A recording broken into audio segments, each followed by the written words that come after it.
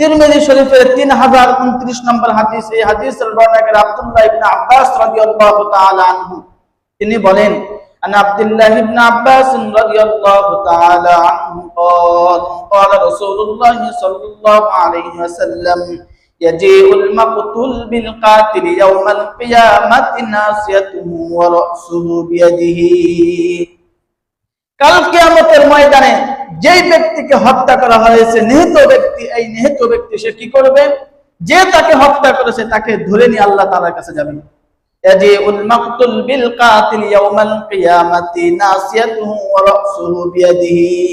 তার মাথা নিজ হাতে ধরবে, এইভাবে তার মাথা ধরবে, নিজ হাতে তার মাথা এইভাবে ধরে নিয়ে আল্লাহর কাছে যাবে। ওয়া আওদাজুহু তাশখাবু দামান।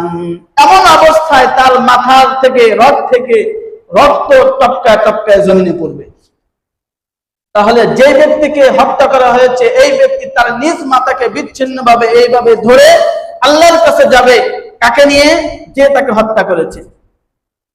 যাওয়ার পরে আল্লাহ তাআলাকে বলবে, ইয়াকুলু ইয়া রাব্বি হাদা কাতালানি হাত্তা ইউদনিয়াহু মিনাল আরশ।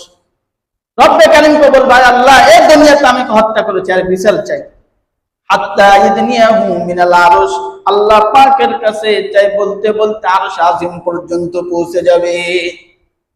এমন অবস্থায় কেমন যেন দুনিয়া কেবল মাত্র তাকে হত্যা করা হয়েছে, তার মাথা থেকে রক্ত টপকায় টপকায় পড়বে।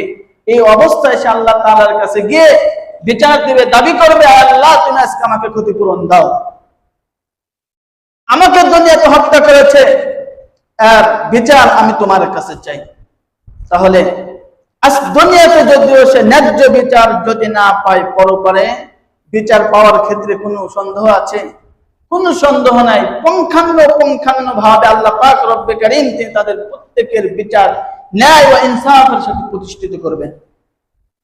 রাসূলুল্লাহ সাল্লাল্লাহু আলাইহি ওয়াসাল্লাম বলেন, নাযরা ইবনে ওমর ইলাল বাইতি আবিল কাবাতি ফাকালা মা আ'যামাকি ওয়া হুরমাতিকি।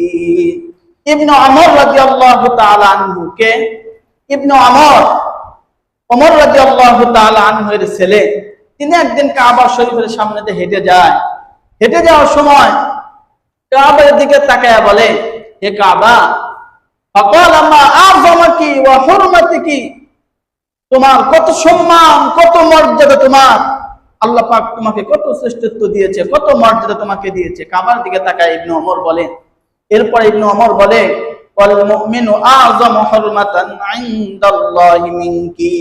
তবে শুনে রাখো হে কাবা, একজন মুমিনের মর্যাদা তুমি কাবার চাইতে আল্লাহর কাছে অনেক বেশি। একজন মুমিন তোমার থেকে অনেক মর্যাদা আল্লাহ পাকের কাছে।